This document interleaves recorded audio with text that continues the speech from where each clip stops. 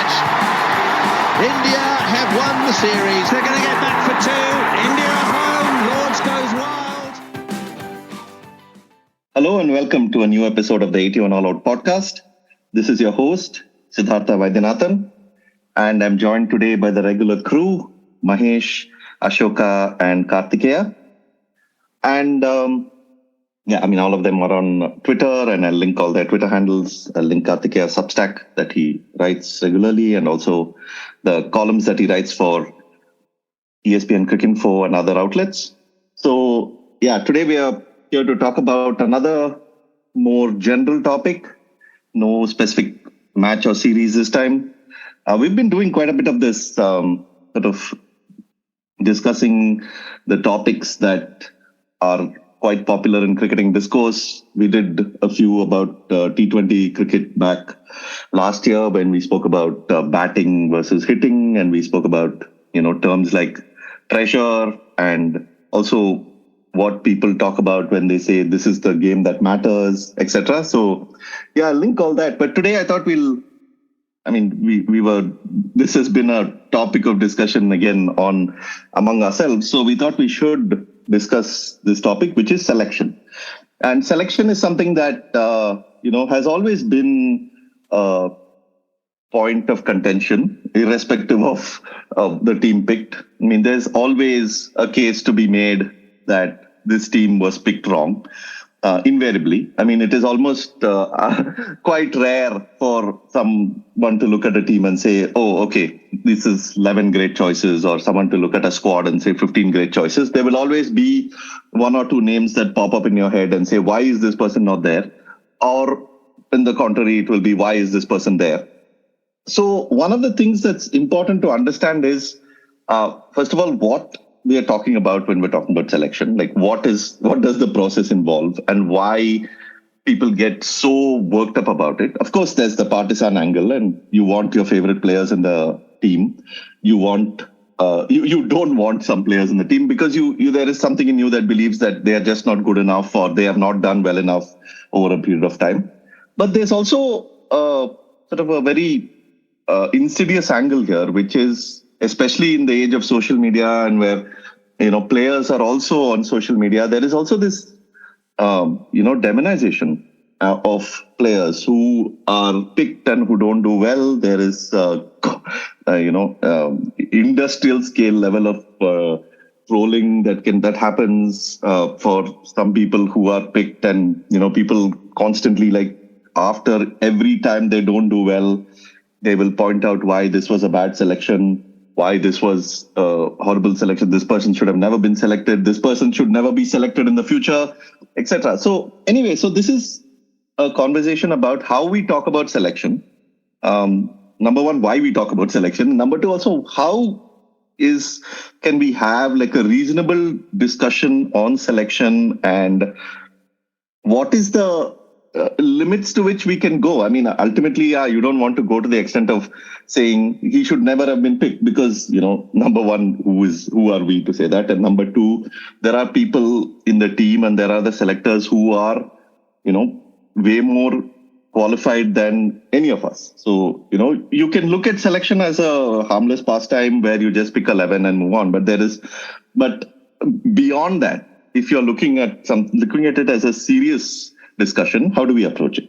So anyway, maybe we can start with everyone setting the stage for this, and you can either take it in terms of why we talk about selection or how do we talk about selection, and we can move on from there, and we can even pick out specific examples and get a bit more drill a bit deeper into it. As with all things cricket, our opinions and our thoughts on the game has evolved, and so it is with selections. And I remember pretty much all my cricketing discussions of formative years were about selections and the right ones and the bad ones and what we should have done and so on. And I used to firmly believe that bad selections cost us test matches, cost us test series, and so on. And over time, I've realized that selection doesn't impact the results of the match or the series as much. And I also believe that it's a good conversation. It's an easy conversation to have, right? Like, Of course, you can also say that, okay, Virat Kohli shouldn't have played forward to that ball, or Bumrah should not have bowled short and whatever. But beyond a certain point, you know that you're talking about like a level of skill that you can't even dream of. But selection feels more relatable. I feel like I could pick the squad. I feel like whatever Krishnamacharya Srikanth could see in certain plays, I can see as well, right? It's the skill or the craft or whatever you want to call it, the art of selection. The skill is not obvious. It is not obviously different from what I could aspire to, or what lay fans could aspire to. So perhaps that's one of the reasons why it's a topic that invites a lot of discussion and people are very passionate about it. Passionate to a point where it becomes toxic, of course. So I think my stance right now is that I don't think selections are okay. There are two kinds of selectorial problems, right? One, you have too many good players to pick from. Then the question is who are you going to leave out, rather than who are you going to pick, right?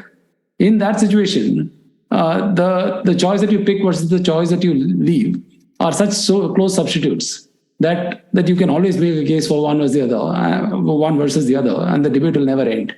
But from the perspective of the probability of the team winning the match, I don't think it changes too much. At the other end, you have, let's say, 6-7 players who pick themselves, and then you're filling up the rest 4 with suboptimal choices. Again, the suboptimal choices are kind of closely aligned to each other, so there's not too much of a difference. It is possible that selection makes a meaningful difference in some teams during some phases, but at an aggregate level, it doesn't sort of change too much. And a lot of the decisions about the probability of winning comes from what you've invested at the grassroots level, what kind of pipeline you have and how they are flourished and so on, more than selection. But like I said, it's just a very accessible topic, so people tend to talk about it. And as with all things with Indian cricket, the media has gone up, the social media, the amount of coverage that Indian cricket gets. You can say everything is toxic, but selections are particularly easy sort of topics to get out of control. I guess in some level, it's the larger sort of the next step from the big moment angle, right? Like you can say that, the fifth ball of the 49th over is what decided the match. Then you can say that the phase between over 40 and 50 decided the match. Then you can say the toss decided the match. Then you can say that then you just keep building and building, and then it reaches the fact that if this player was there and that player was not there, it would have decided the match. So it's basically you're constantly trying to find things that decided the match, when in actuality, if you look back and think about it, even you had 11 players, you played over 50 overs or whatever, how many ever overs you played, if it's a T20 or 40, or if it's a ODI 100. And the match was decided eventually by like so many other factors. But yeah, I think it's that I agree with you. There is some overlap between the two, but I believe that the selection sort of discussion is a little more meritorious in my view, because at least when it comes to selection, it fits in with the model of the game, right? The model of the game is to select the best players possible and let them compete over the length of whatever the format that you play and see who comes out on top, right? And it is not a violation of the model to say that, you don't have to pick your 11 best players, right? But whereas when you say 49th over second ball was what turned, then you're basically fundamentally disagreeing with the laws of the game. So I would probably make this distinction that you could have a meaningful discussion about selection, but there is no meaningful discussion to be had about the fact that 49th over second ball was somehow more important than the other balls. That basically is disrespecting the laws of the game. That's basically saying, I don't believe in the laws. I don't believe you got to count every ball. I didn't watch the first 30 overs, so it doesn't matter. So I believe that's definitely black. This one is more gray.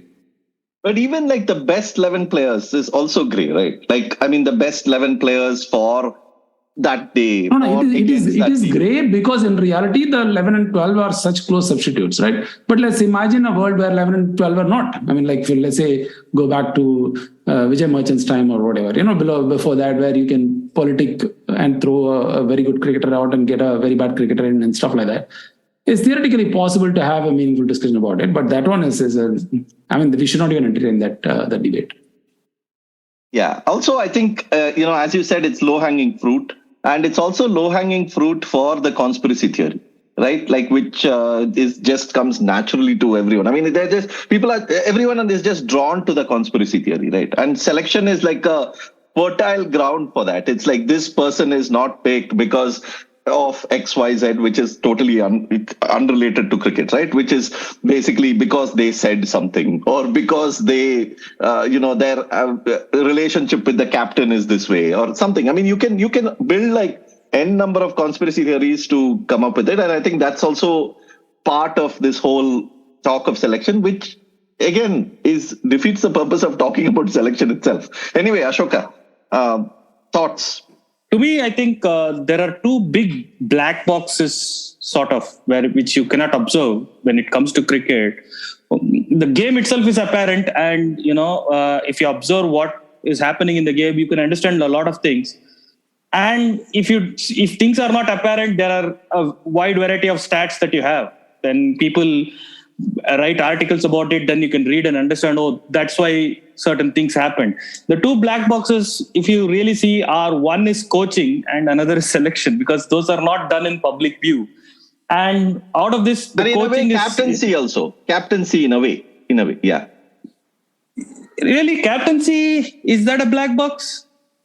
Yeah, because that happens on the field, right? Right. The changes are apparent to you, and you can see the logic behind why certain things are done. Okay, right. Okay. Right. So, but away from the public view, two black boxes are, coaching, which is like the lower level coaching or the higher level coaching. But that's sort of public interest. That's very technical and pertinent to that particular player and his style of, executing the skill. The one of public interest is selection, and that's a black box. And that being a black box raises the question, how do you define good selection? How do you differentiate good selection from the bad ones? Is there such a thing at all? Or is there such a thing as a good selector? What is the definition of one? We have never been given these answers. We have only been provided with reactions to selections. Like, this is a good selection, that's a bad selection. What were they thinking? All this is what we are privy to. What we are not privy to is the thought process that goes into, okay, these are the people in contention. These are the people who have done well. These are the parameters that we are looking at. And that's why this is the 15 out of, N. We know it's unfair. We know only 15 people at the end of the day can play. But why those 15 people? To me, as an interesting question, I mean, if I want to understand how this game functions, that's an interesting question. But there is no avenue for me as a lay watcher to find out. I think it's a good question. Like, what defines a good selector? And generally, in the public imagination, what defines a good selector is basically if a team keeps winning. If a team keeps winning, it's like, oh, okay, this is good selection. This is very good. I mean, of course, then also there will be complaints saying this can be a better team. It can even win more if there is this player in. But overall, I think it's like the hindsight sort of validation, right? Like, oh, okay, selection is basically decided on how the team does. Right. So in case of Bumrah, there is also that another thing, right? Like, there is a case to be made that Bumrah has had a very good first-class career, which coincided with his IPL career also, right? But to say that he had a great IPL and therefore selections are only based on IPLs into the test team is wrong, because the other bowlers have not had the same path that he has had.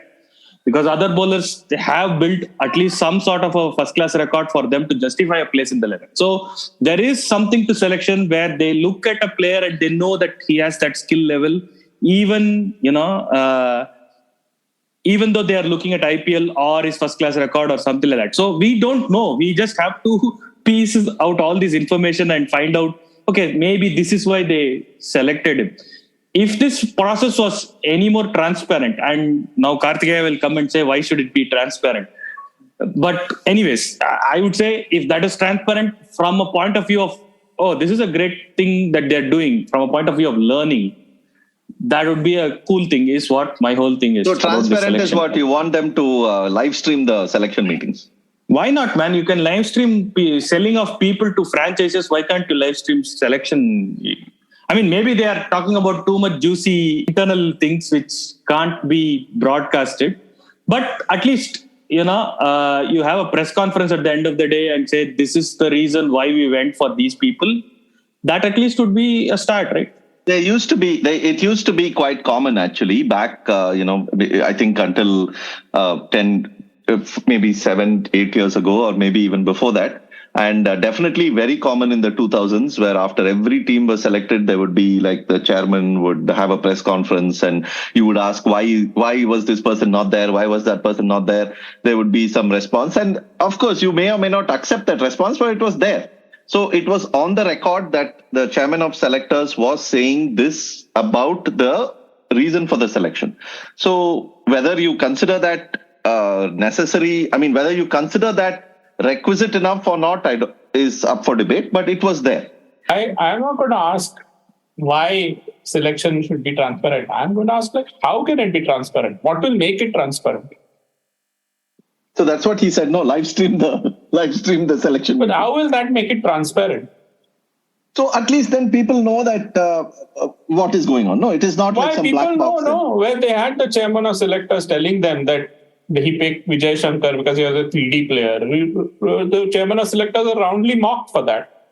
Even after he told them, they didn't listen. Did that make it more transparent? No. The mocking, that's what, as we said, the mocking may happen, but there is, on the record, you have the reason why Vijay Shankar was selected from the chairman of selectors, right? Who cares about the record? What record? I mean, it's a starting point, right? For what? Exactly. And that's my question. What is it a starting point for? I mean, you can a starting point to understand why certain players were picked in the team for that tournament or whatever. Yeah. But you can't. There can't be an explanation for that, no? That to presume that there is an answer to that question presumes several. Actually, not several. It presumes exactly two things. One is the presumption that there must magically be 15 players who are better than everybody else who is in contention for selection, which is not necessary, right? There's no reason why there must always be 15 players who are good, who are there for selection. So selection is an act of exclusion. It is not about selecting 15 players. It is about excluding the n minus 15 players. So it is inherently unfair. You cannot justify an inherently unfair thing. That's not possible, logically. How do you justify an unfair thing? It's like a trolley problem in philosophy, no? How you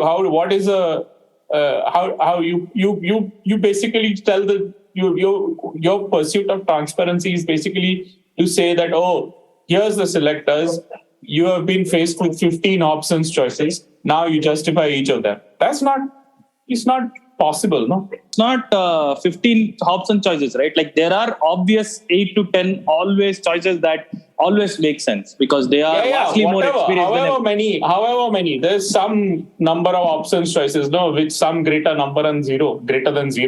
So whatever, 1, 2, 3, 4, 5, 6, 7, 8, 9, 10, 11, 12, 15. The point doesn't change however many number there are. You don't really want transparency on the obvious choices. No, you only want transparency on the disputed ones. So what? The pursuit of transparency is what? The pursuit of content. It's not the pursuit of light or pursuit of clarity or pursuit of explanation or anything like that. It's just noise. When is there every time the selector gives a press conference and explains that, okay, this player was chosen because of this, it is mocked. Can you think of a single example when a selector gave an explanation and the explanation was considered reasonable? There's a reason why there's never such a case, no? Because a reasonable explanation is impossible. What do you mean it's impossible? It's impossible. How do you justify saying that I picked 1 out of 3 roughly equal choices and explain to a way to make it fair? It's not fair. So in 1997, for instance, famously, after I don't remember who it was, someone got injured. Did Srinath get injured in West Indies? He did, right? Yes, he did. And then they were seeking a replacement, and apparently Tendulkar wanted Tushar Arote, who was the experienced off-spinning all-rounder bowling all-rounder from Baroda, if I'm not... Baroda. I think, yeah. And the selectors sent him a young, inexperienced off-spinning all-rounder, Noel David. And, Noel who? Yeah. How do you justify that? You can't justify any of those, over the other. They are both equally unfair. Okay. No, I think if the selector says that we felt that given what we have seen of Noel David, given the promise that we have spotted, that and his age, he's young and he has a bright future, all that. I mean, that used to be standard. People used to say those things. I mean, I'm not saying they said it for Noel David. But what is the justification? You can at best say, okay, we have these two choices. We went with one of them. Why? And that's excluding the third and fourth and fifth choice over there. So it is an unfair process. Vijay Shankar versus Ambati Raidu was an unfair process in a different way.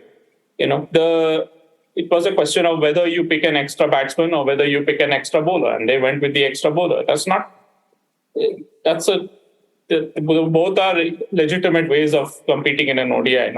But the point is that the content that selection generates is almost, without exception, abusive, chauvinistic, crude, and just, at times just downright dehumanizing. And why? So why? I mean, the question is not whether you should discuss selection. The question is, well, to what extent can you and how do you? And Vijay Shankar, in fact, I mean, to remind our listeners, before the World Cup, he had like one good series. He had a couple of good games. In fact, there was one game in which he, bowled the last few overs and India won. And he was, it was not like he went into the World Cup with absolutely no sort of performance behind him. There was things there. It was only in the World Cup and it was only the performance there, and he also got injured, that resulted in this sort of massively lopsided hindsight view on his selection. I mean, yeah, but the problem is also that, this crudeness and chauvinism and dehumanism, it sort of gives no opportunity for any cricket to enter the conversation. I mean, for example, people say India didn't solve their number 4 problem. England used 4 different number 4s in the 2019 World Cup as well. Australia also used 4 different number 4s. What has happened at number 4 is a very interesting thing in the context of ODI cricket, because they changed the rules in 2015 to produce like a 40-over phase where only 4 fielders are allowed outside. Basically, that has basically made it so that 2 types of players who used to be very, very common in one-day cricket and were actually mainstays, absolute, every team had to have them and couldn't do without them, have suddenly sort of found themselves not being very useful. The first is the sort of the anchor, the sort of the cautious middle order batsman, who is very consistently producing 50s, occupies one end, keeps pushing singles, milks the bowling in the middle overs. First is that. And the second is the restrictive spinner and the restrictive bowler, who doesn't take a lot of wickets, but who goes for 30-40 in his 10 overs, and, provides some sort of semblance of control. Both of those have gone out of the game in one-day cricket. And so every team basically has concentrated their best 3 batsmen in the first 3 spots, and then their best 3 power hitters in the lower middle order. And then everyone is trying to fit in whoever they can at number 4. It's always somebody, somebody who can bat and bowl, Mitchell Marsh, somebody, Vijay Shankar, or somebody who can keep, what's his name? Rishabh Pant has done it for India. England have been really lucky, but England moved their order around so much and England won the World Cup. So what they do is never really observe. But this is a thing about one-day cricket. Now, you can say, what is the conversation about Vijay Shankar versus Ambati Raidu at number 4? It's a rotten conversation, no? It's like, where's the cricket in it? I don't want to get into that Vijay Shankar Ambatiradu thing, because there is also a larger section of selection which is context specific, which is for a particular series, not just the World Cup. If you go to a particular country, you need particular type of players, whether it be batters or bowlers, right? And therefore, let's say if you go to South Africa, you are now finding out that you need taller bowlers to exploit those conditions better. Therefore, Ishant Sharma, or right now maybe a Prasidh Krishna, might go ahead in line considering a Navdeep Saini or whoever. So that makes a cricketing sense, or from a point of view of selection, that makes sense when such a selection is done and such a selection is explained. So there is a lot of things that can be explained without controversy. Obviously, there is this Ambati Rayudu case, or Mahesh will have a huge book about how many times Rohit Sharma was dropped when another player was picked. So there are controversial cases, I do agree, but there are also a lot of non-controversial cases which are not explained. And by explaining those, maybe there is a way of, inculcating a cricketing sense into selection. Now, Ashoka, now you're asking selectors to basically, explain cricket to the public. Yeah, but when the commentators are not doing it, and you think, for example, that MSK Prasad becomes a chief selector, or Chetan Sharma becomes a chief selector, or Ajit Agarkar. Yeah. So all of them are going to evaluate all. I'll take your example only, horses for courses. That in some cases you need 4 fast bowlers, in some cases you need tall fast bowlers, some cases you need swing bowlers. Now there are 2 questions, right? One is, do you have those types of players? Are they good enough? And then second is, if you don't have those players, how do you make up the absence of those players?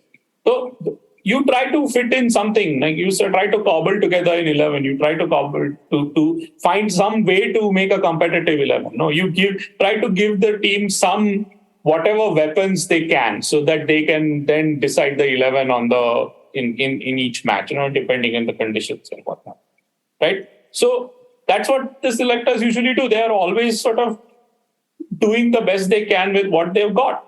No. Now, you tell me, this Ajit Agarkar and all these people, they have all been on commentary. Even I think MSK Prasad also been on commentary. Okay? A selector has maybe 15, 20 minutes in a selection press conference to explain all this to the public. Yeah? These commentators are doing it week in and week out, match in and match out. How many times do they explain this? They never explain it, because that's not a selection. And even if they do explain it, who's going to connect it to the question of selection? Nobody, And if India loses, it's always going to be the fault of the selectors or the captain or whoever. So let's not. I don't think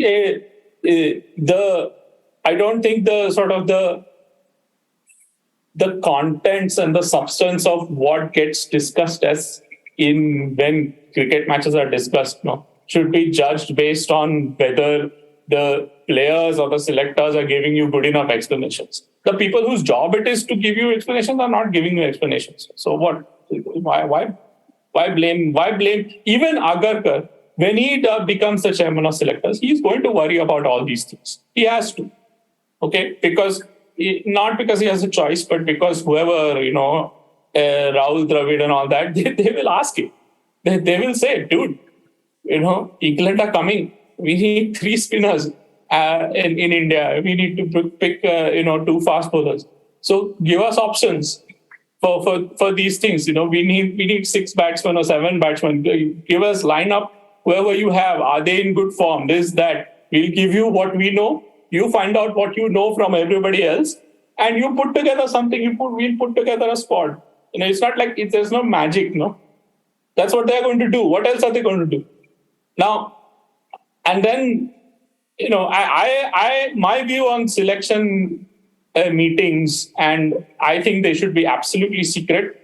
There should be no press conference. There should be one announcement with the list of names. That's all, because nobody is interested in any of this other stuff. No, because then you have to any sort of understanding or any sort of clarity, any sort of explanation invites the listener to say, to understand compromises, understand grays. And let's face it, out of 100 people, maybe 5 people are interested in that. The rest are not. So in the thing about the time when there were zonal selectors, right? And each zone. When was this time? When was the team's Indian squad selected on a zonal quota? No, not zonal quota. When I'm saying when there was one selector from each zone in the selection committee. Yeah, but that was a good idea. As good as the current idea, whatever it is. Well, first of all, what I'm really interested in understanding from a purely cricketing point of view with this selection is that when a selector is watching, say, a Ranji Trophy game or a domestic game, I would like, it would be great. And I've tried it before, but it's not always come off because you don't want to disturb the selectors when they're actually watching a game.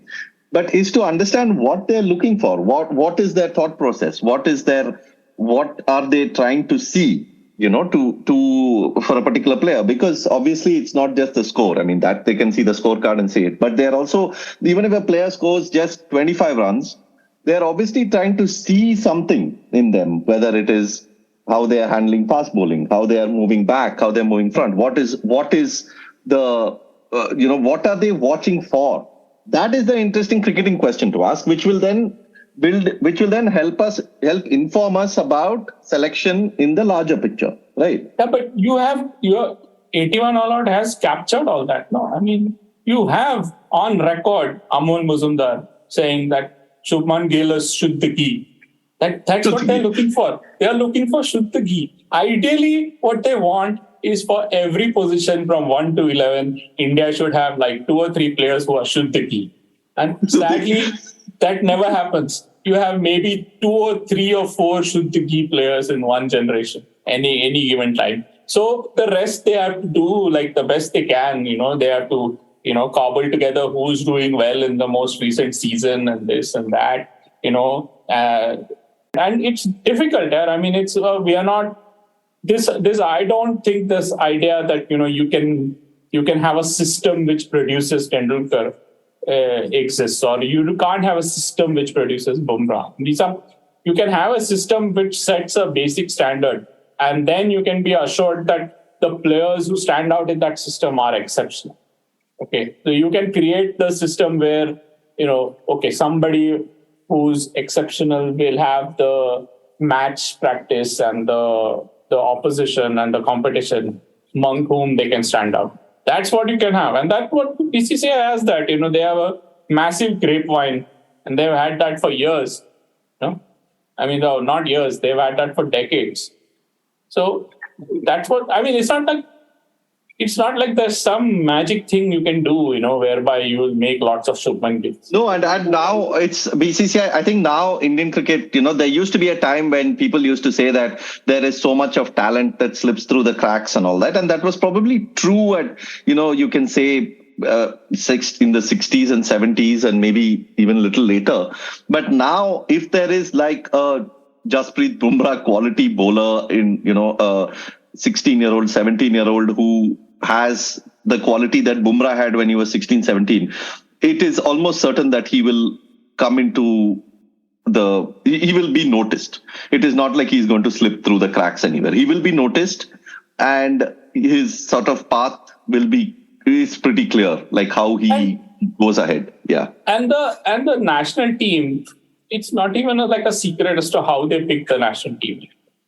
They are all, they pick all the big run hogs in the Ranji Trophy and put them in the A team. And then from the A team, they put them in the test team. That's what they do. You only have to look at like who's been in the A team. But then there are all these players. There are players like Sarfraz Khan and all these run hogs who they don't pick. No, so that is where they did pick Sarfraz Khan for the A team and it didn't do particularly well. No, so they will pick him for the A team again. They'll keep picking him. I mean, there's a pattern to how players get picked. I mean, this is not you and me. This is not a there is judgment and expertise involved. This is not just, a learning machine. This is not This is not people, an accountant looking at the record and saying, okay, I'm going to pick the first 5 names in this list. It's a set of players and selectors saying, okay, here are the accounts. I'm going to look at the first 5 or 7 names in this list, and I'm going to consider them. And then I'm going to put them up against these better teams. And then I'm going to observe them and find out what they do. And then if there's an opening in the test team, that's another thing. You can have awesome bowlers and awesome batsmen, but if there's no opening in the test team, then what? They can't go, no?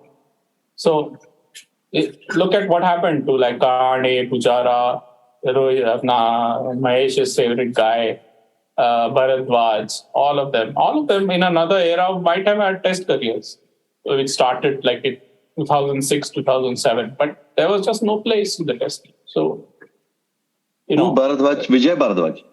No, not Bharadwaj, sorry, but Badrinath. Badrinath. Okay. Where did Bharadwaj come from? Yeah, Badrinath. No, see the issue sorry, is this. I was going to name a Tamil Nadu player. I unfortunately by mistake named a Karnataka player. This was entirely by mistake. This is how the problem of making it South India. This is the problem of making it South India. It's not KD's fault. It's also selectors' fault. They want to name Tamil Nadu players, but the discrimination is so strong that they end up naming Karnataka players. This is how Tamil Nadu players never get picked. Listen, let's think of this option, okay? You pick the 7, you go pick out the Ranji Trophy averages from last year, you pick out the 7 top batters, you pick out the 4 top bowlers, pick out 6 top batters, 1 wicket keeper, best wicket keeper who has scored the most runs, pick the 4 bowlers who have picked the most wickets. You'll have a good team, right? Or no? Like this only Jalaj Saxena, season in, season out, Jalaj Saxena has been performing. You guys never give him any chance. Panchal and Abhimanyu Ishwaran. What about them? Yeah. So if you look at the most contentious selections, there are 2 things that are happening, right? I mean, sure, every selection is contentious in some way, but like the Jadeja Ashwin swap is not as contentious as, let's say, picking Sky over Sarfaraz, for instance, right? So what I've noticed is that the pattern is quite obvious in the sense that either the argument becomes extreme when you disagree with the philosophy of the team, right? Like, for instance, when India played Stuart Binnie ahead of Rohit Sharma, I didn't like it. I disagree with that because I like the idea of having a balanced team, but just for the sake of balance, you can't play a player who's just not up to scratch, right? I mean, just because you want to play a 5th bowler who could bat doesn't mean you can play anybody who could bowl and bat, right? So that's a disagreement. That is not really that's a disagreement on the philosophy, right? Like, for instance, when Ganguly's team played the 6 batsmen, I'm sure KD would have disagreed playing the 6 batsmen at the cost of a 5th bowler. That's because you're disagreeing with the philosophy of the team. That's one contentious decision. The other one, especially in recent days, but it was also common earlier, is the perception of our selectors getting too skewed by what they see on TV, what gets talked about more. Like the selection of Yuvraj Singh and Suresh Raina for the test teams ahead of Badrinath, or Bharadwaj, as KD would like to call, or Rohit Sharma at that time, who was not having a stellar ODI career at that point in time. Or even now, right? Like with Sky over Sarfaraz. And I mean, even though Jaiswal has a fantastic first-class record, even though it's a shorter career, those questions were asked even before the West Indies series. Of course, fortunately, he played well and all those questions were shut down. So that seems to be the recurring thing. So when you okay, on the disagreement of the philosophy thing, there's nothing to talk about, right? If that's what the team believes, that's what the team believes. You can disagree and move on. But on this perception of are the selectors getting skewed by what gets covered, what gets seen on TV, what people talk about? I mean, in investments, they talk about it all the time, right? Are there systemic biases that creep in people's judgment, in experts' judgment? And that's a reasonable question to ask. I don't see anything unreasonable in asking the question. And I would also be not surprised if, for instance, if selectors are skewed by those things. Like the fact that Yuvraj Singh had a reasonably long career when we had Kohli, Rahane, Pujara, Rohit Sharma, all, except for Pujara, all of their debuts were delayed, Like Pujara is the only one who played at the time he should have played. Badri did not even get to play. I mean, he played a couple of tests. Was it delayed because we were giving this extended rope to ODI superstars? It's a reasonable question to ask. And I wouldn't even be surprised if, if there is a way to establish it. that bias creeps. And of course, selectors have all kinds of biases. Like, for instance, the Shuddhgi is a classic phenomenon, right? There must be many Shuddhgis who don't turn out to be the test sort of metal players. I mean, even now, so far we haven't found out if this guy is any different from Prithvi Shaw, for instance, right? Like, he's not set the world on fire. Who? Shubman Gill? Shubman Gill. Yeah. But among the... Hey, what are you saying? He scored 600 runs for Gujarat Titans. How much more should he do? He hit a 200 in a ODI. He hit a T20 100. What the hell what are you talking about? No, first of all, even in T20, he's not had these kind of seasons in the past. So he's taken his time to get there. In Test cricket, he's still not come there. I think he had like a phenomenal one-day run, right? For last year. Like, he was... Yeah, but that's also pretty recent. But we've been talking about Shuddhgi for a long time. Ian Bishop was talking about the under 19 so much during the under 19 World Cup itself. Yeah. I really enjoyed his contribution from Mahesh, because now I am beginning to understand the roots of Mahesh's discontent. He's not really concerned that Tamil Nadu players are not getting picked. He's concerned that Karnataka players are getting picked ahead of Tamil Nadu. This is his specific difficulty. There is a hierarchy. Stuart Binney over Rohit Sharma. All his examples are always like the guy who is not getting picked is his guy, and the guy who's getting picked is a player from Karnataka. This pattern is now like, this picture is being like formed, becoming like a very, very clear picture now. No, there is. In fact, I wanted to say this upfront. There is Ashwin V. Shardul also, by the way. Yeah. Ashwin V. Jadeja, whatever. For me, Ashwin is the first name in the team sheet. For me, the whole debate about selection is not whether the team picked is the best chance for India to win. Whether the team picked gives me the greatest satisfaction for watching, right?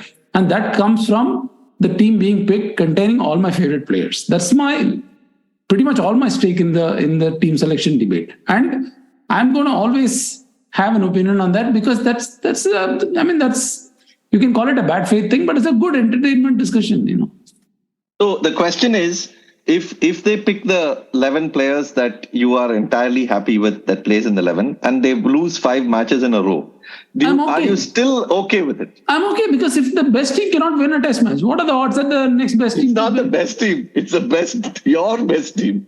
What I believe is the truth for me. This is where I differ from Mahesh. I was with Mahesh when he said, I only care about the players that I like being in the team. That is correct. That is the correct way of approaching life. But if they lose 5 test matches, I will say burn them all and I'll have 5 different favorite players. You should be, malleable in your beliefs. You should not be, so principled, saying that I will accept 5 defeats. Why the hell will you accept 5 defeats? Why are you paying subscription to see a team lose 5 matches? You should have your favorite players. They should always win. This is how you should watch cricket. This is a reasonable and a rational way of watching cricket. So basically, till what point you guys who say Ashwin should be the first name on the team sheet? I don't say it. I say Jadeja should be the first name on the team. Okay. Let me. Okay, take same Ashwin question as an can be example. asked of you for Jadeja as an example. You can flip the argument. Why don't you set like a upper limit as well? Like if Ashwin keeps getting picked, isn't there a limit that if he's not doing something over a period of time, won't you say, okay, it's fine for him to be dropped, or irrespective of what he does, he has to be there. He has to be picked. No, I would be happy to answer that question, provided we have seen that happen in the past. Ashwin has not been picked any more than he should have been picked. In the spirit of this conversation, I have to point out to you that in asking this question, the example he chose was not of a Karnataka player, but of a Tamil Nadu player. No, that's because Ashwin is the biggest point of contention, no? And that's the example you want to say, if the greatest match winner has 3 bad matches, how do you like? You have a guy who's averaging 35 over 40 tests. Like that's not an example. Yeah. No, the rope you given for Rahane, Pujara, Kohli. Why won't you give it to your match winners, which are the bowlers? Give them, because you have all all sorts of condition merchants will come and say the ball will not spin, the Duke ball was red on one side, the seam is coming apart. Man, give that guy a chance, man. He has 470 or 490 wickets now, nearly. For 22 average. Yeah. It is to his misfortune that he plays at a time when India have Jadeja in the team. Right now, Jadeja is not a superior bowler. He is a better batsman perhaps in the last few years. But like how much better? And if KT's logic is that the extra batting doesn't really add to probability of winning. He's a lefty also. That makes a difference, right? Lefty in batting or bowling? What do you think adds to that? Batting. If you keep adding parameters, then you will say he's He's a Scorpio. He was born on late November. Exactly. That this and all you'll keep adding. This will become like astrology, man. Just play the best player. No. I think Ashwin can develop his left-handed batting a bit, and that will give him a bit of a chance. Don't give him ideas. He's probably done that. He's practiced. He did practice, right? He did bowl left arm spin in some sort of club matches, I guess. What do you mean? He went and played some local match in Tamil Nadu, took not for 70. And that also Ashwin Bucks are like, what a guy, you know. He went and bowled over there. And what about the fact that he took not for 70, man? Against amateur players. With Ashwin, we must make this distinction here between like selecting a squad and selecting a team. Now, in selecting a team, the Ashwin issue is comes up when they are selecting the team, and that involves team management, that involves the conditions merchants, as Ashoka calls them, that involves what is happening the day before the game, how the team management are perceiving how bowlers are bowling the nets, what they think the opposition, all that. What do you call that? What do you call those matchups and all that comes into play. This is nothing to do with the three selectors sitting and picking the squad. That has already been done, and Ashwin is already in the squad. If you're not going to pick him in 11, I'm okay with you not picking him in the squad. It's fine. It doesn't give me any extra comfort that he's sitting there in the reserves. How do you, a team is picked, a squad is picked, a team 11 is picked. How do you react to it? You just say, okay, forget it. Let's just forget about it and let's just look at what is going to happen in the game. Or do you react to selection at all? No, I don't. What is there to be? I don't watch all these players, no? I've never heard of these players other than, when I read their name in the newspaper. Oh, you mean Priyank Panchal and Abhimanyu Ishwar? Didn't you make a case that England made a mistake in not picking Wood in the first two tests in the Ashes? Is that not a commentary on selection? Yeah, but that doesn't guarantee that it would have worked. No? That the pitches for the first. That's fine, but you're not saying they picked two choices. They could have gone with either. I don't know that it would have made a difference. I don't even know that Wood was available for the first test, or that Wood was available for the first test. Kedi, your comment is dehumanizing, chauvinistic, and what are the other things that you say? Inhuman, cruel, crude. Yeah, it's dehumanizing the three of you. That's not that different. No. The point is this. India, in that series where India went and famously won in Australia, right? And they won that test at the Gabba, not the first time, the second time.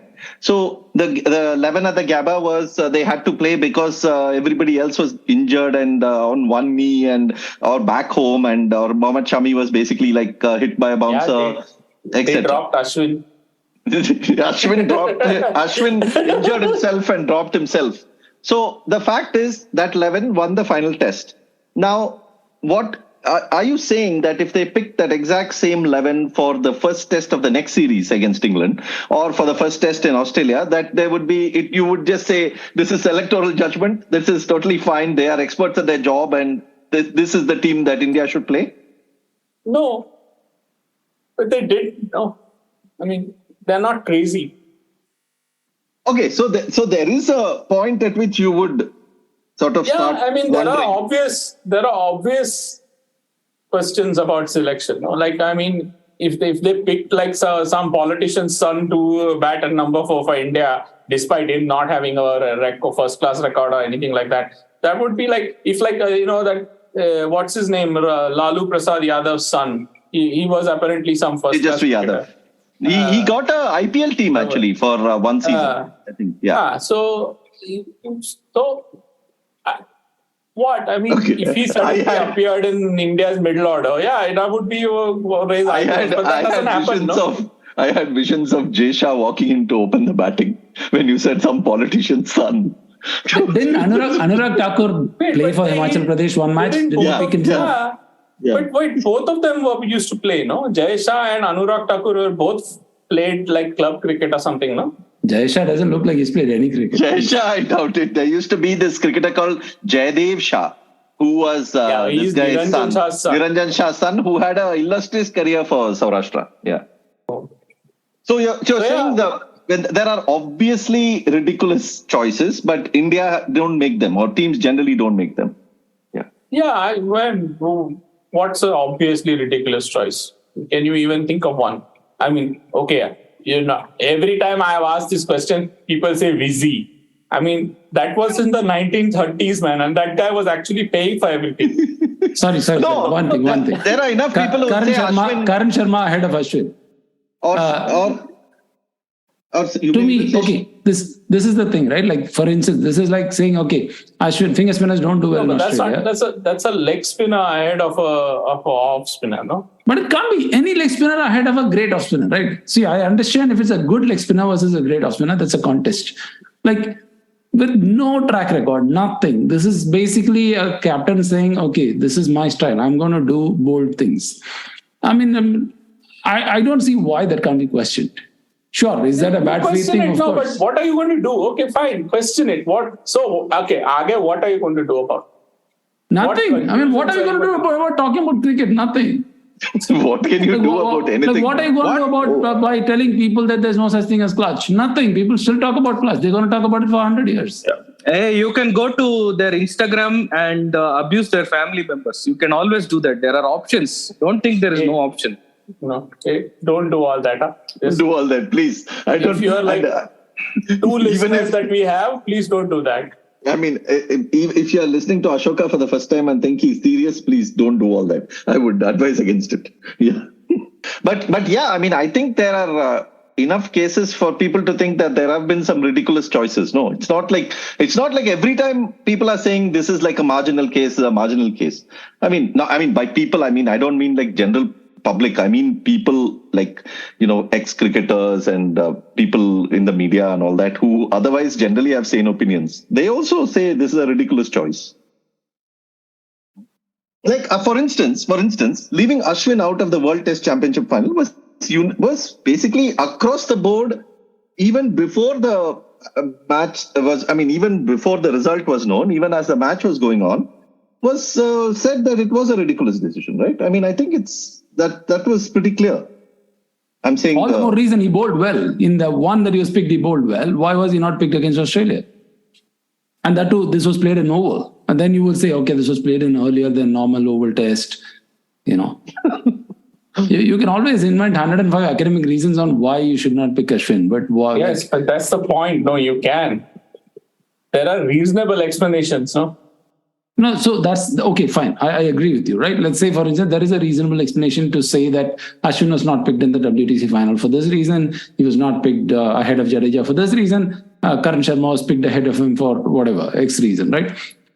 So, extending the same logic, why can't you be okay with India playing the same 11 as what they played in the Gabba test? Why can't Natarajan play another test? Washington Sundar play another test? Sure, he doesn't have a stellar first-class record, but the fact that in his first test match, he looked the part should logically mean that he should play another test at least. Why is that an obviously bad selection? Selection is not whimsical, no? I mean, the whole question of why not is that it presumes that the choices that actually get made are arbitrary. They're not arbitrary, no? I mean, when a guy is picked in a test team or in a test 11, it's not like someone woke up in the middle of the afternoon the previous day and decided, we go with him. No, it's not. No, No, you can't create a scale where there are good decisions, there are whimsical decisions. There are good percentage decisions, there are bad percentage decisions. They are good decisions. No, they are good decisions. But the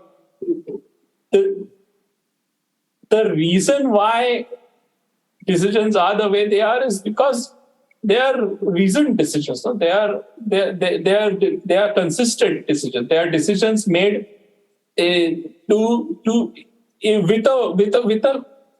essentially with keeping in mind the incentive of self-preservation. They want to have a sustainable team, and for that the team has to win, and then they have to that's why they have to have a sustainable selection process, and that's what they do. This is not. They are not good selectors, or they are not good at what they do because they are good people. They are good at what they do because that's how their incentives are aligned. No. Their incentive is to pick a side that wins, because when the side wins, then nobody asks them questions. That's their incentive every time. So this idea that they don't care about winning is not. No, that's not true. That's not true. I mean, incentives are aligned even for fans. Even the so-called toxic fans want India to win, and if they pick a player that they don't like and India wins, they're okay. I'll give you an example of when they did what you said. No. I mean, they did, like, you remember that test series in 2001 when England were here in India.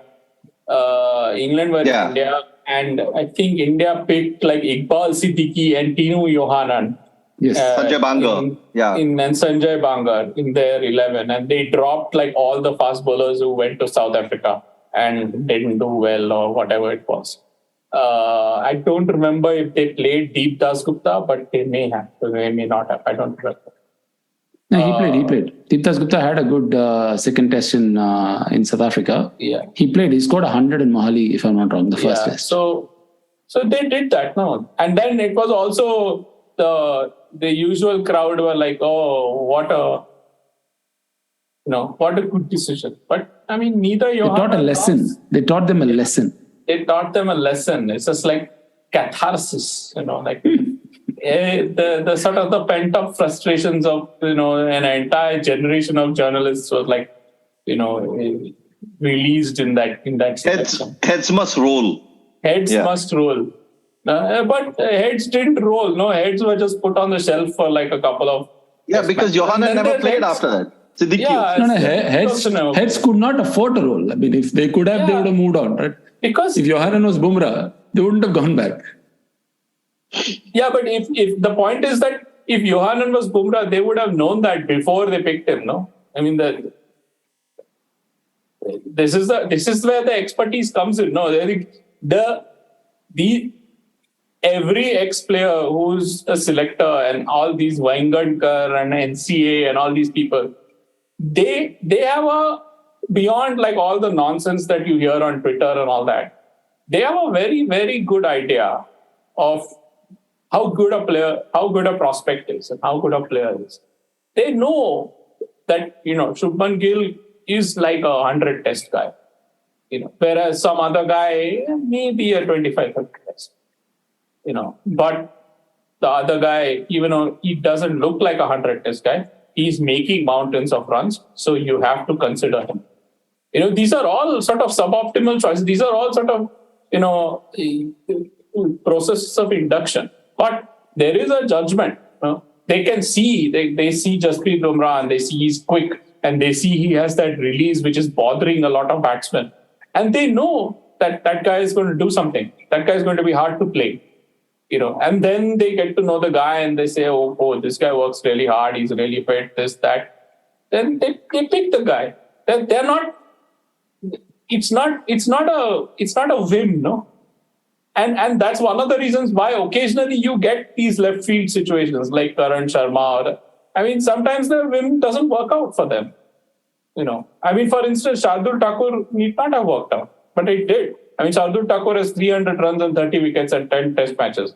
And he has like 30 wickets at 20, better than 26 apiece. Shardul Thakur he should be held up as an extraordinary selection. Like, who would have thought, right? Genuinely, who would have thought that Shardul Thakur is going to have such good numbers over a period of time in Test cricket? Yeah. And then the whole selection thing also gets turned on its head. No, the whole idea that selection is whimsical gets turned on its head, and you get this nonsense, complete nonsense about such and such captain backed his players and some other captain didn't back his players.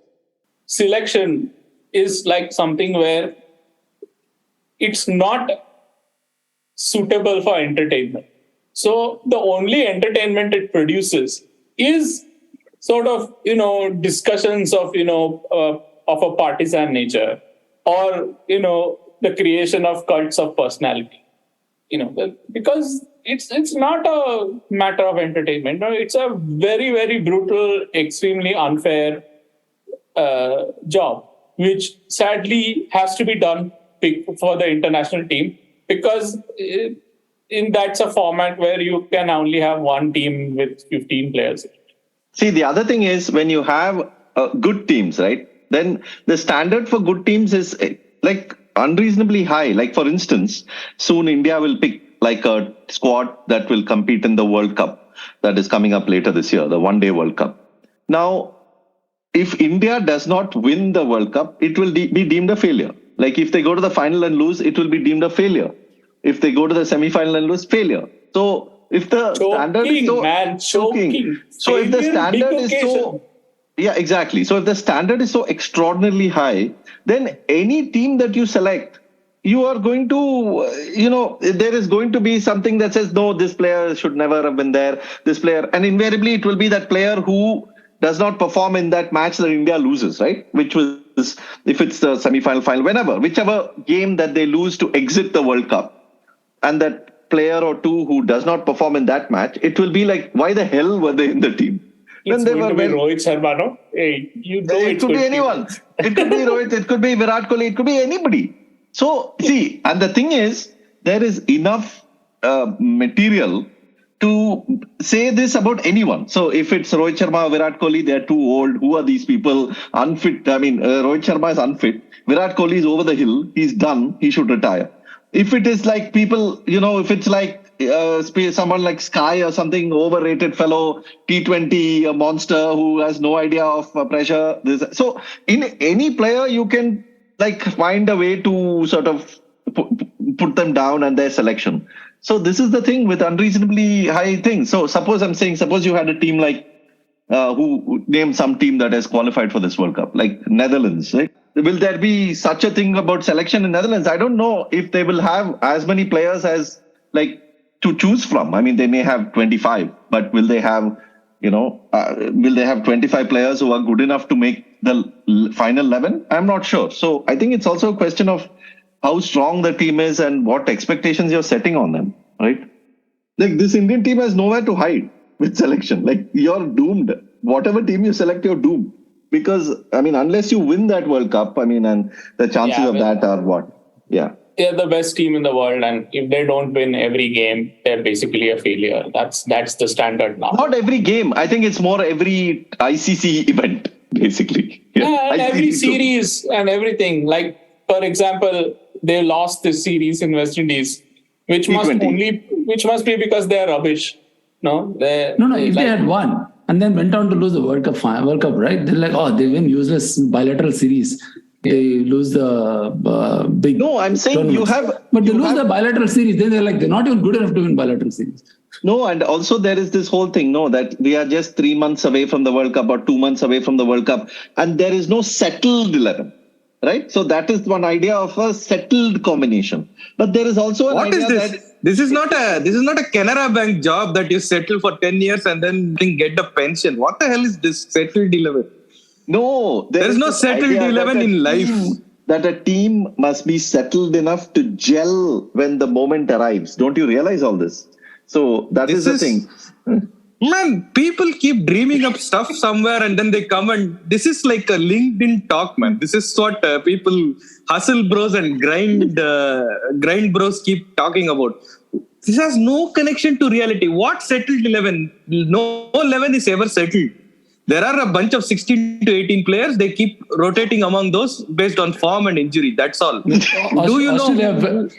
Australia went into the 2003 World Cup with their most settled lineup, and the greatest spinner just walks out of the World Cup because of some, mischief that he did, and they went on to win the World Cup. No, so the thing is, why I brought up that settled 11, right? That is very interesting because on the other hand, now Ben Stokes has been told that he has been called back from retirement. He has been told to unretire from one-day retirement and come for this World Cup.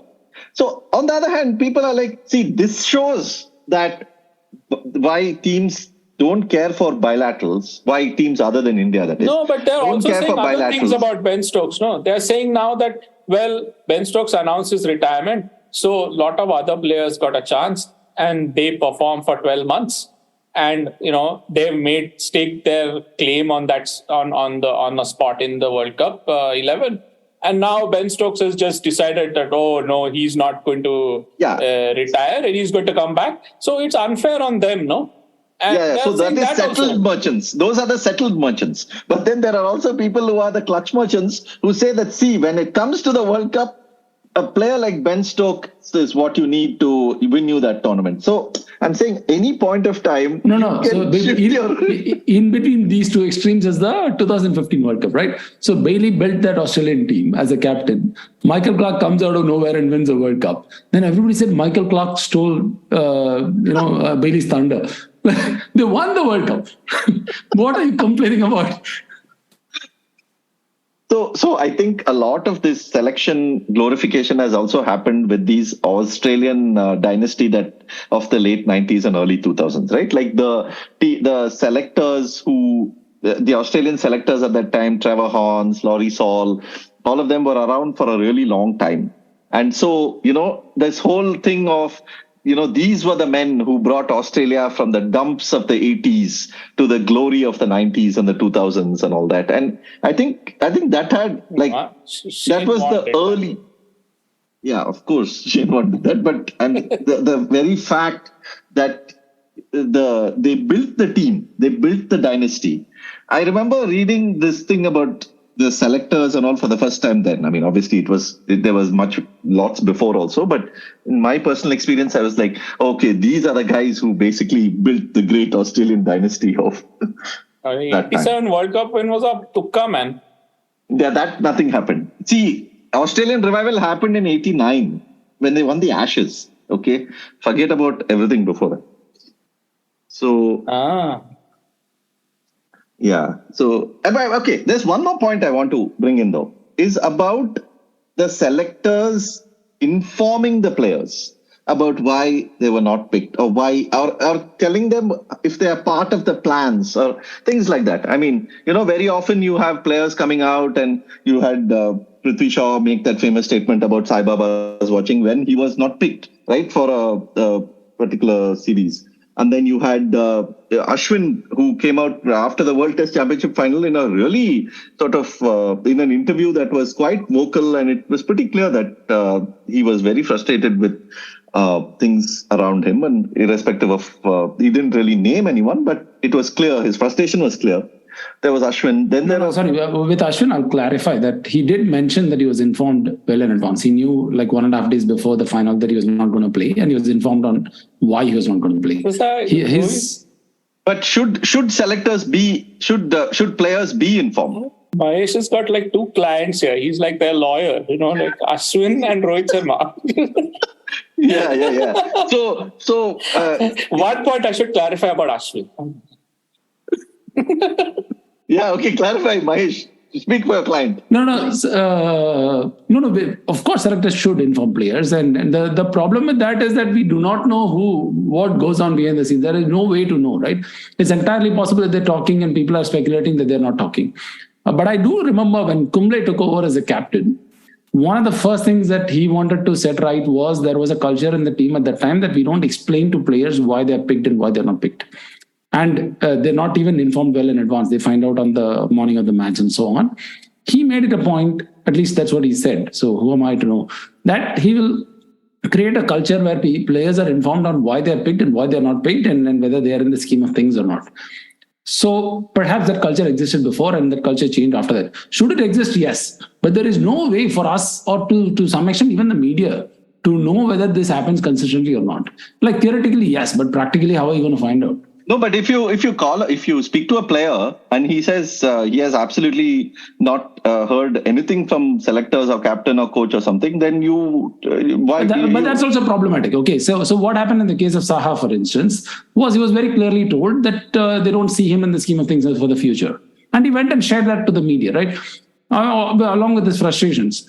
Now, I don't know, is that the right thing to do, right? If you are, like, and also in this case, Rahul Dravid had the sort of maturity and courage to go and talk to players about it. But some other person might find it an awkward thing to go tell that your career is done, right?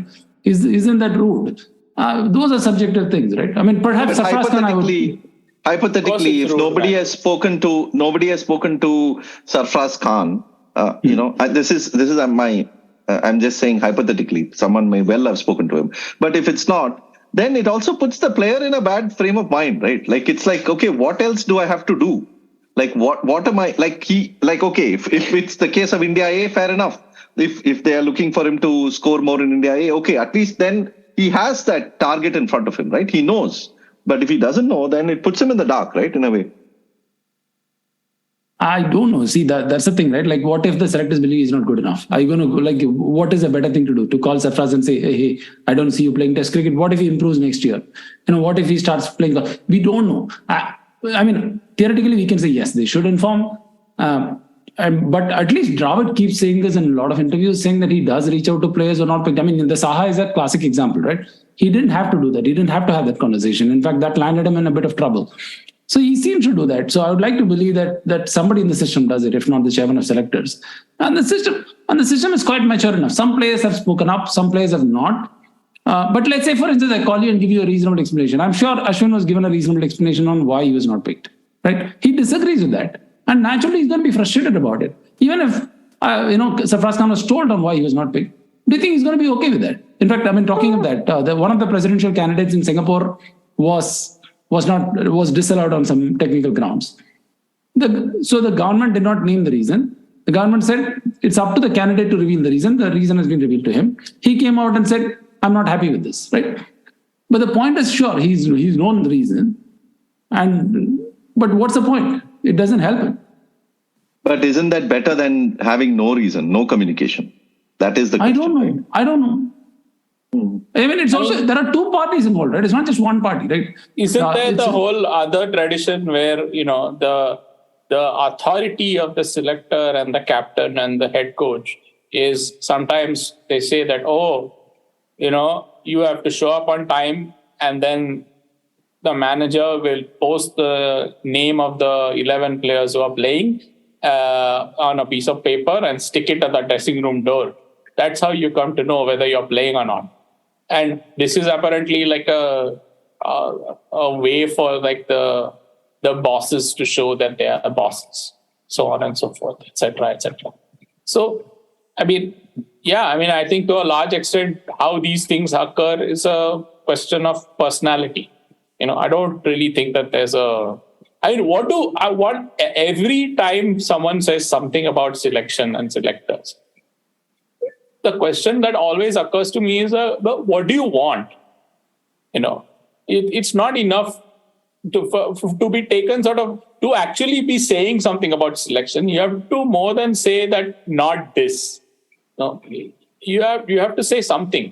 And for that, you have to have some sort of model. So you have to have some idea of like what the hell is going on. I mean, the most common question I get about selection is, why not X? You have not yet made a point about selection if you say, why not Ashwin? Because there are 11 guys who are already named, and if you want Ashwin in place of one of them, you have to explain like who you would take out and who you would put in. And you know what? The interesting thing is that most people don't want to do that.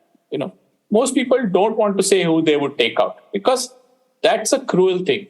That's a harsh thing. No, but see, with Ashwin, there's only two options. There's only two options, Jadeja or Shardul. Right? Yeah, but now it's Ashwin. But otherwise, it's Sky and Samson and Ishan Kishan and everybody. There are so many players who are. I mean, you can drop Kohli. Ashwin scores more runs and he's a far better bowler. Right?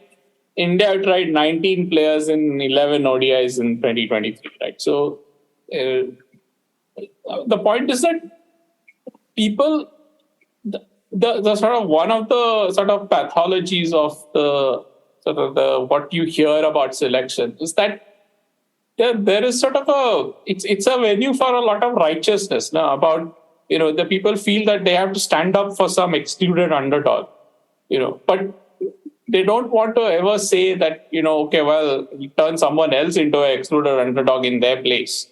I think what people are looking for is also, and this may be a foolhardy thing to look for in this case, is consistency. Like if you... That's like another half an hour added to the podcast. So if you pick 3D, if you pick this player because he's 3D for this World Cup, then why did you not pick that player for that series? Because he's also 3D. So that is the consistency they're looking for. I told you, this is like a Canara Bank job. They want, day in, day out, same thing, 15 years, take pension, go away. That's all. No, if you have a settled lineup, there's no dynamism. No quick thinking. They have like lineup means what? No ambition. No? So no basically, if India lose a match, it's finished. That is all there is to it. So anyway, I think on this note, instead of adding more and more time to this podcast, I think it is time we say goodbye.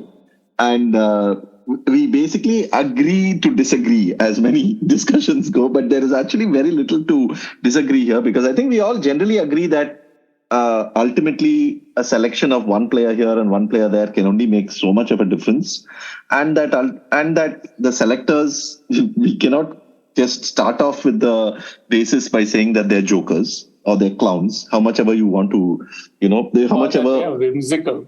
They're whimsical, how much ever alluring an idea it is. Ultimately, they are former cricketers who have seen more cricket than me and you, and who have played at a far higher level than me and you. And so have certain sense of judgment that we won't have, and also know far more things than we will ever know about a player's fitness, about a player's ability, about various other things that they will look for in a player, right? Like the quickness with which they play fast bowling, for instance, how quickly they get on the back foot, how repeatable is their action. A bowler may be bowling very well today, but after 3 months, he may not have the repeatability of that action. He may not be getting the control and the consistency that I had 3 months before. Now, we have not seen any of him in those 3 months, but they have. And they know that there is something going on. So either he's injured, either he has lost his control for some other reason, he has lost his run-up. There's so many things that we don't know. So yeah, giving allowance for them, I think, is really important. And eventually if your expectation is, if your standard is that India has to win the World Cup and everything else is a failure, then obviously any selection is wrong, is gone. Yeah, and you're setting yourself up for like deep disappointment. Yeah. So this is all likely to be played out over the next 2 months. Deep disappointment, outrage, toxic commentary on selection, and etc., etc. But we can only try and there's nothing we can do about it, obviously. So thank you for listening. Hope this sort of gave you some food for thought about selection and ways to think about selection, and what to sort of expect when a team is picked, and how to actually engage with the topic of selection. So that was the idea here. And you know where to send feedback. It's 81allout.com is our website, at 81allout on Twitter. And we are also in the book republishing space, and many of you have been extremely supportive about that. The Summer Game by Gideon Hay was our latest book that we put out. And then we also had War Minus the Shooting by Mike Marquee and Cricket Beyond the Bazaar by Mike Coward. And recently, Mike Coward was in India, and he was at a store in Bangalore, and he signed a few copies at Bookworm in Bangalore. So, in case you're looking for Cricket Beyond the Bazaar and in India, Bangalore, you can contact Bookworm. Bookworm will probably even ship you the book if you contact them on Twitter, and or if you just give them a call. But anyway, you can find it on Amazon too, and I can put the link out there. Coffee is where we accept, listener contributions, ko-fi.com/81allout. And thanks a lot to all those who are contributing and regularly putting in some money in there. So yeah, we look forward to joining you in about 10 days time, and have a good day and take care. India have won the series. They're going to get back for two. India home. Lords goes wide.